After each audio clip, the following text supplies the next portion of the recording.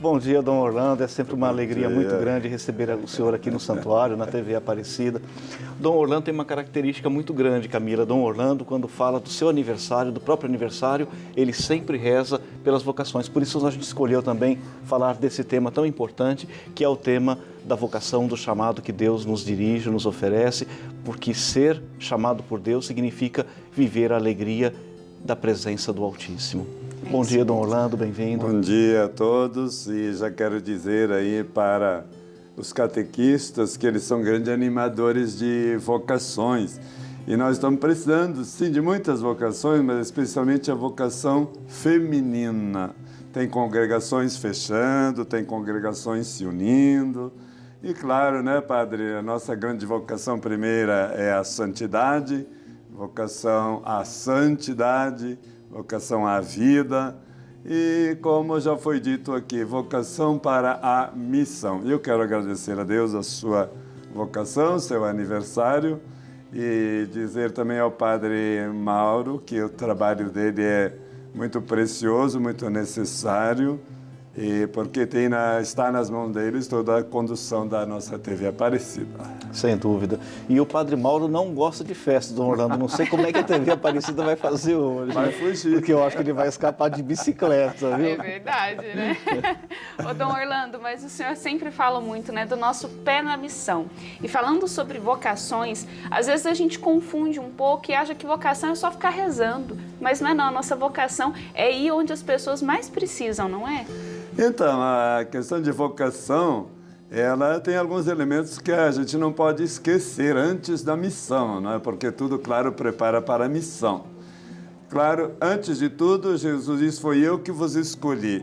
Então, aí vem um grande discernimento, que a gente pode inventar que Deus nos escolheu e a gente que está se escolhendo. Então, precisa um bom discernimento desta vontade de Deus, desse chamado de Deus. Depois vem a resposta livre da pessoa, que a gente pode resistir, a gente pode responder de uma maneira assim, vamos dizer, equivocada, mas é uma resposta, é uma liberdade, não é uma imposição. E agora vem o elemento que nós esquecemos muito, mas que já desde Pio XII foi lembrado. A gente tem que ter condições para aquela vocação. Ah, eu quero ser piloto de avião, mas tenho medo de altura, tem que ter condições. Ah, eu quero ser cirurgião, mas eu desmaio vendo sangue, não tem condições, não é verdade? Ah, eu quero ser um navegador, mas tenho um medo de água danado, não é? Então, a gente precisa muito ver as condições, existem condições, e por essas condições, existe também a necessidade da seleção dos vocacionados. Isso é muito importante. A gente não pode arrebanhar de qualquer maneira, de qualquer jeito, não é? E, claro, depois vem, então, o outro elemento da vocação, que tem que haver o reconhecimento da igreja. O padre provincial, os formadores, no caso dos diocesanos, o bispo, as autoridades das congregações, é a igreja que reconhece a vocação. E aí, claro, tudo isso a serviço da missão. A gente poderia dizer, Dom Orlando, que a Bíblia, desde o primeiro até o último livro, é sempre um livro vocacional. A Bíblia é construída a partir de chamados, de vocações, sempre dirigidas por Deus. A vocação na Bíblia também tem uma característica muito significativa. Em geral, a primeira tentativa, o primeiro desafio, a primeira tentação é dizer não a Deus, é recusar o convite, não é? É muito impressionante, muito profundo as vocações na Bíblia. Vamos começar com Abraão, um ricaço, e que Deus chama, e que ele não sabe para onde vai, e assim ouve a palavra e vai adiante, né? E tinha esse defeito de ser apegado à família, apegado às riquezas, e depois ele tem que dizer esse seu sim, e até sacrificar o único filho que ele teve aos 100 anos de idade. Então, a vocação, ela tem esse chamado, mas ela tem as provações também. Mas é o que o Senhor dizia, veja, a vocação de Moisés, belíssima, mas ele recua. Ele diz, não, eu vou lá falar com o faraó, eu sou gago. Aí diz Deus para ele, mas eu vou te dar um irmão que vai falar por você. Então, sempre existe isso. E um dado das vocações bíblicas é que são vocações, assim, bastante limitadas, uns vocacionados com bastante dificuldade. Veja, Moisés estava fugindo da polícia do faraó. Ele tinha cometido um homicídio, mas a sarça ardente o santifica, tira essas sandálias sujas e Deus o redime. Então, isso é muito importante isso. O profeta também, Isaías, diz, não, mas eu sou homem de lábios impuros, eu não posso. Então, havia sempre isso, né? Este medo da vocação, ou medo das próprias fragilidades, ou das próprias incompetências, mas Deus sempre tem uma palavra que se repete 3.000 vezes na Bíblia, mas eu estarei contigo. E aí dá toda a força, então, para aquele vocacionado que duvidou ou que se sentiu indigno, para que ele tenha todas as forças, todas as certezas de que vai dar certo e realmente deu certo. E a gente não pode nunca esquecer esse eu estarei contigo, é a grande certeza desses vocacionados.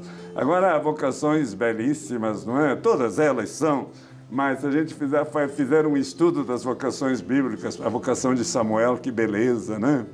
Fala, Senhor, que o teu servo escuta. E teve que buscar a ajuda de alguém para ele entender, né? Então, entram pessoas na nossa vida que nos ajudam a discernir a vocação. E assim por diante. O que importa realmente é isso, né? É dizer, eis-me aqui. Aqui, Senhor. Nós começamos a nossa conversa falando das vocações femininas e hoje é memória de Santa Maria Madalena, certamente uma mulher empoderada por Jesus, mas uma mulher também chamada por Jesus, né, Dom Orlando? E uma mulher muito defeituosa, tinha 7 demônios, que não é Satanás em si, não é? 7 demônios, quer dizer, tinha muitas dificuldades emocionais, existenciais, sei lá que dificuldades que eram. O 7 na Bíblia, o número 7, ele é um número simbólico e ela foi libertada. Agora, Maria Madalena não era uma mulher de má vida, não era uma prostituta que às vezes o pessoal pensa de jeito nenhum. E exatamente porque ao encontrar-se com Jesus, ela se tornou mais mulher, mais pessoa, mais humana, mais libertada, curada e assim, vamos dizer assim, encontrando seu próprio ego, aceitando-se a si mesma. É claro que ela então, vamos dizer assim, colocou Jesus como o primeiro afeto da sua vida, por causa dessa grande libertação. Isso acontece com Deus e todo mundo. E o belo, então, de Maria Madalena, né, que elas formam um grupo de pessoas, de senhoras ricas, que foram essas outras mulheres também libertadas, curadas, transformadas por Jesus. E elas eram grandes benfeitoras do grupo dos apóstolos. Isso é tão bonito, tão saudável. É uma maneira de Maria Madalena agradecer toda essa vida que Jesus lhe trouxe. E depois, Maria Madalena, então, nunca vai cessar de procurar Jesus. Um dos grandes temas da espiritualidade de Maria Madalena, ela é aquela que procura o Senhor. Já o tendo encontrado, mas é como diz Santo Agostinho, quanto mais eu encontro, mais eu procuro. E assim é Maria Madalena.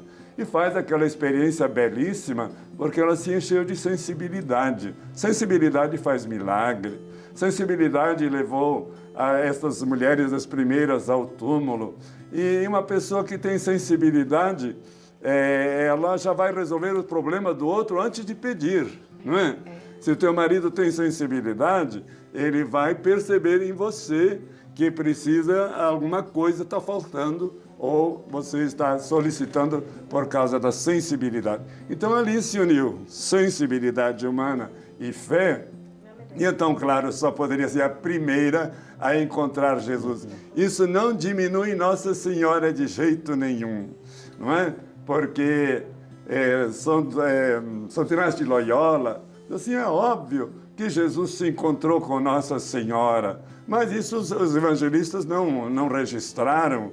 Registraram esses fenômenos, vamos dizer assim, extraordinários, mas o filho encontrar-se com a mãe é a coisa mais ordinária, mais real da vida. E claro que se Maria esteve ao pé da cruz, ela certamente foi a primeira, então, a ter a grande notícia da ressurreição.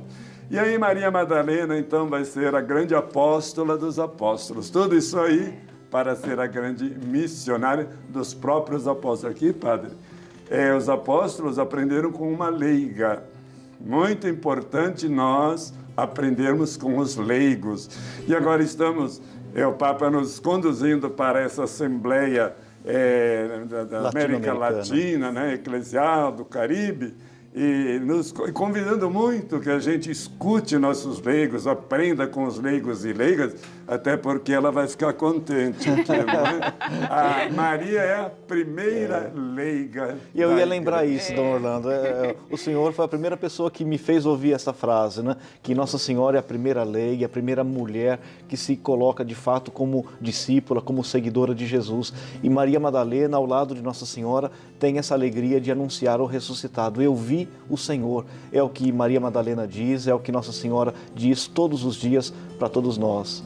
Então, esta figura de Maria Madalena como missionária e como mulher, né? E essas mulheres que são as primeiras a serem anunciadoras, nos faz lembrar o sínodo da Amazônia, né? As mulheres na Amazônia segurando a igreja, elas representantes de Maria Santíssima. E a mulher na igreja, se nós retirarmos nas nossas celebrações as mulheres da igreja, vão ficar muitos bancos vazios, não é? E nas vocações é muito interessante, estava lendo aí uma coisa assim, quem mais anima as vocações? A mãe, a avó, o padre... As catequistas. E as catequistas. São as 4 categorias de pessoas que mais animam vocações. E aqui eu gostaria de dizer uma palavra ao pai e à mãe, não é? Já que estamos falando em vocações. Olhe, não desanime e não queiram afastar seu filho ou sua filha da vocação. Senão, a criança começa a receber um não já em casa. E como nós temos pouquíssimos filhos, o afeto, o apego é muito grande, e a gente projeta para esse filho 1000 coisas, para essa filha 1000 coisas, e se esse filho, essa filha diz, eu quero ser religiosa, eu quero ser padre, eu quero ser irmã, para muitos pais é um susto, e até às vezes se incomodam. E eu sou meio provocador, e às vezes quando eu vejo uma criancinha, o pai e a mãe, eu digo, você vai ser padre, já, mas eu olho no rosto da mãe. A mãe se assusta. Ela faz a cara feia para mim. Agora, Dom, aproveitando falando das mulheres, né, vou puxar a sardinha para o meu lado também, porque as mulheres elas têm tido cada vez mais um protagonismo dentro da igreja, inclusive a abertura que o Papa Francisco tem dado. E o senhor sempre fala do papel das viúvas dentro da igreja. Quando a gente fala de vocação, a gente fala do padre, do religioso, da irmã, do casado. Mas e a viúva? Ela também tem um papel essencial dentro da igreja, não é mesmo? A viúva é uma grande mensageira da, vamos dizer assim, da transitoriedade da vida. E a gente tem que se preparar. Quando eu tinha, nos meus tempos passados, né, possibilidade de falar para os casais, uma das palestras era: quem vai morrer primeiro? Já dava um susto, né? Tem que assustar.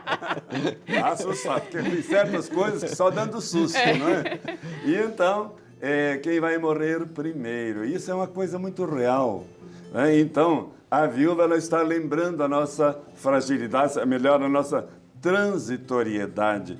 Por outro lado, a viúva, desde o Antigo Testamento, com o órfão, ela é tida como a figura mais desamparada, as 4 mais desamparadas, né? O órfão, a viúva, o estrangeiro e o pobre. E Deus ao lado, então, da viúva. E a viúva, então, ela se sente só e, por isso, ela precisa de muita ajuda da própria igreja, da própria pastoral familiar, e elas são muito esquecidas. Olha aqui. Quantas pessoas ficaram viúvas e viúvas nessa pandemia? Alguém falou disso num dia? Eu falei, lá no santuário. E quantos órfãos? E tem leigos, instituição de leigos e leigas acolhendo órfãos da pandemia.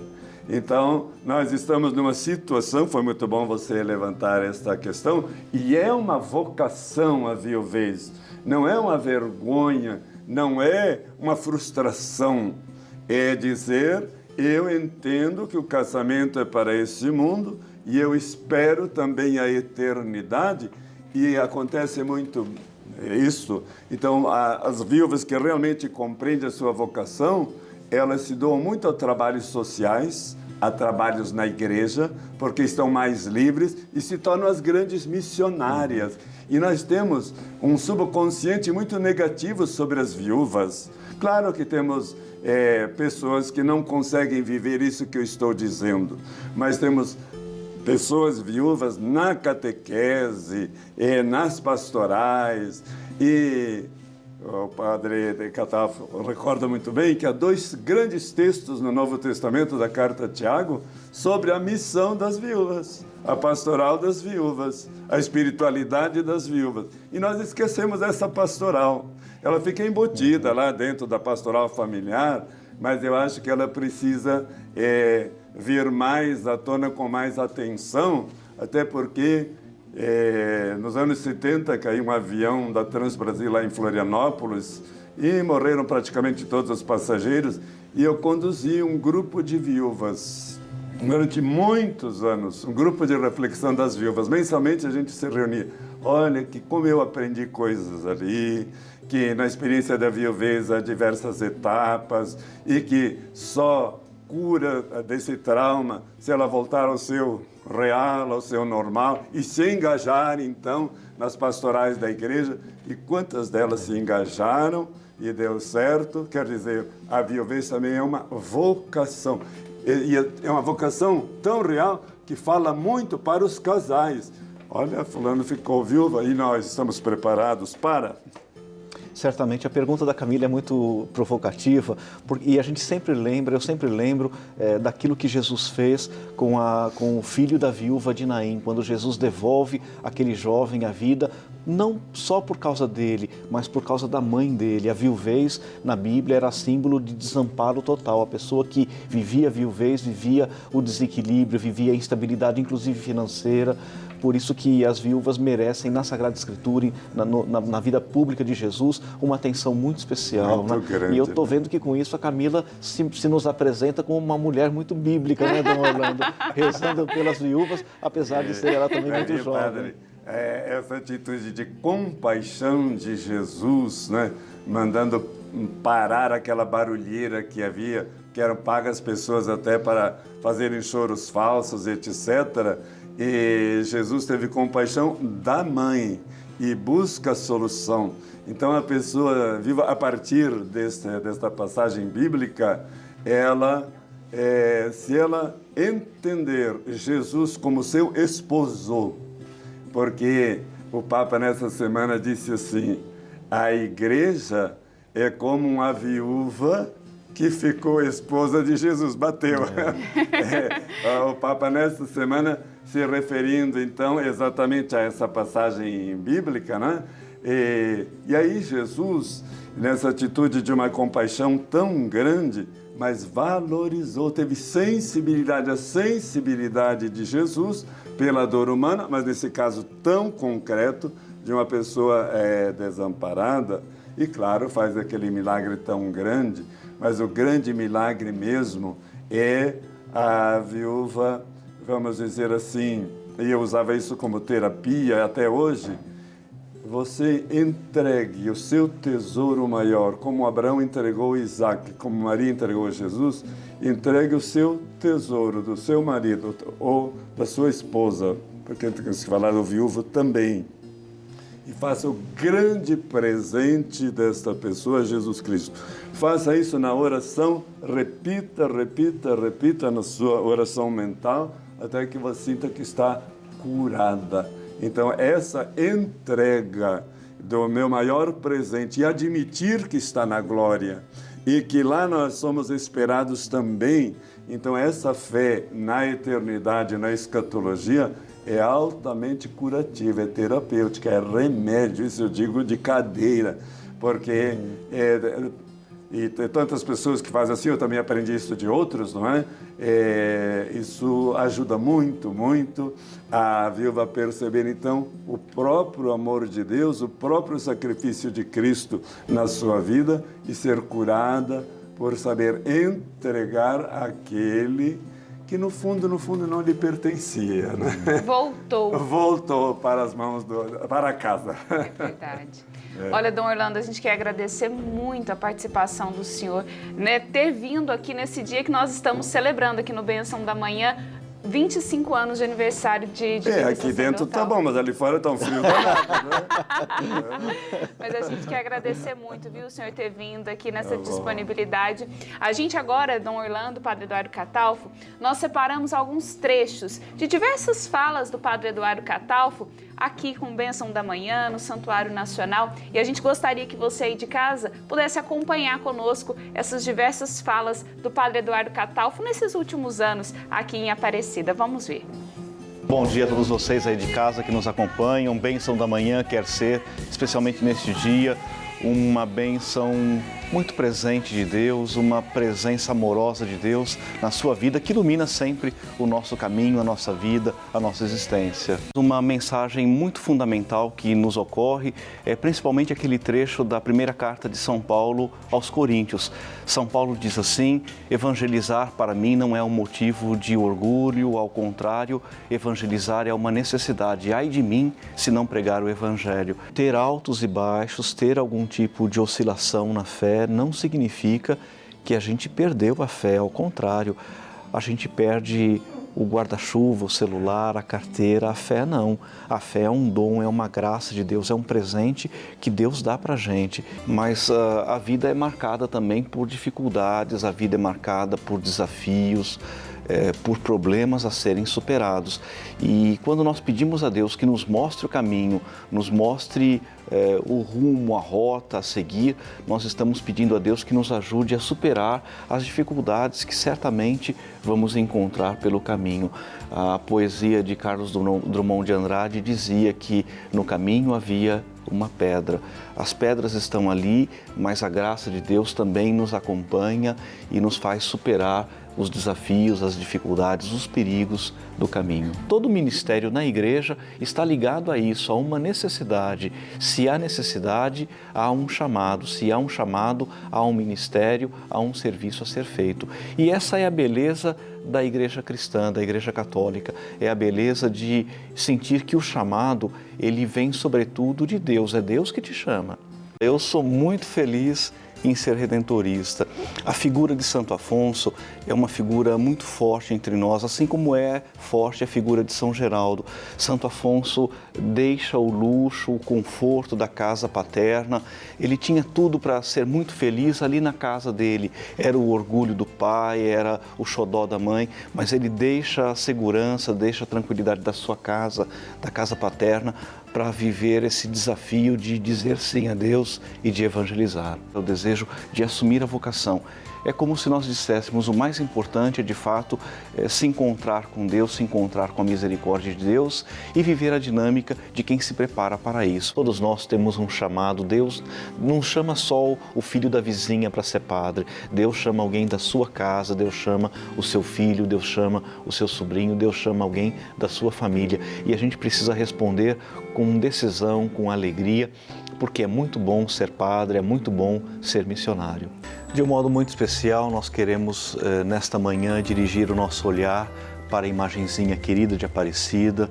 Nossa Senhora é sempre presença na vida dos sacerdotes. É impossível viver a nossa vocação sacerdotal, a nossa vocação religiosa, a nossa vocação de redentorista, sem olhar para Nossa Senhora e encontrar nela a ternura, o afeto, a presença de Deus em nossas vidas. E nós aqui em Redentoristas de Aparecida temos esse privilégio tão especial de trabalhar bem pertinho da imagem querida de Aparecida, que nos faz pensar no amor de Deus por nós. E que esta manhã seja de fato uma manhã de muita bênção, de muita proteção e que a gente possa, não só durante o mês de agosto, mas ao longo de todos os nossos dias, rezar pelas vocações, que Deus inspire no coração dos nossos jovens o desejo de servir a igreja, o desejo sincero, bom propósito de servir a Deus.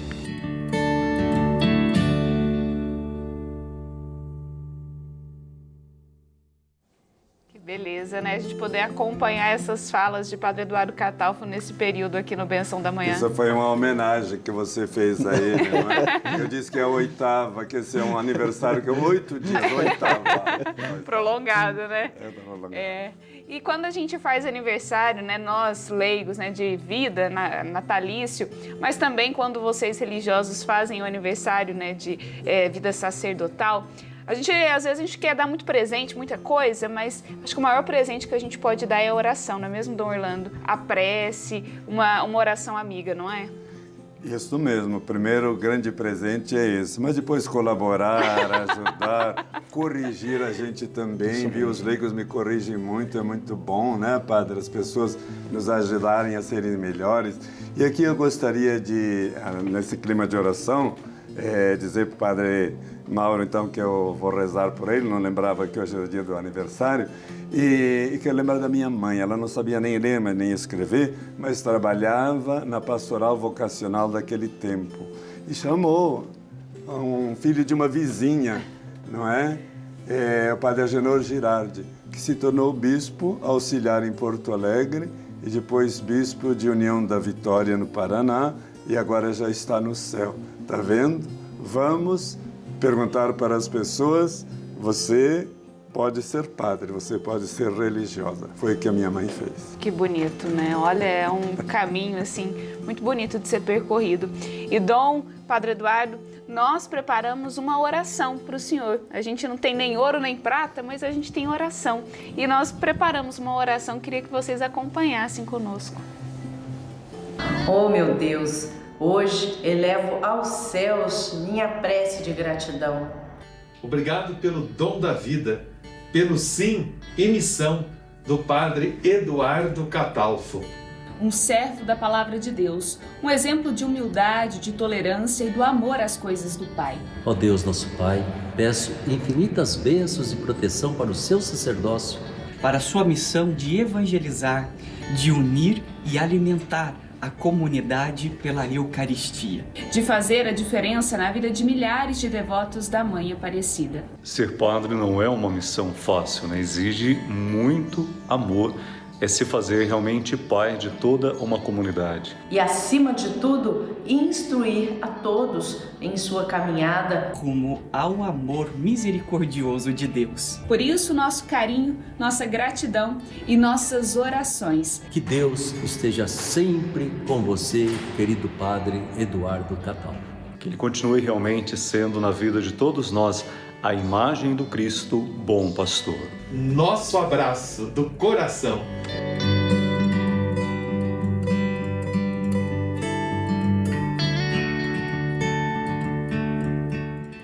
Essa é a nossa oração, viu, Padre Eduardo Catalfo? Claro, e o nosso convite sempre muito especial, Dom Orlando, para todos vocês jovens que nos acompanham aí de casa pela TV Aparecida.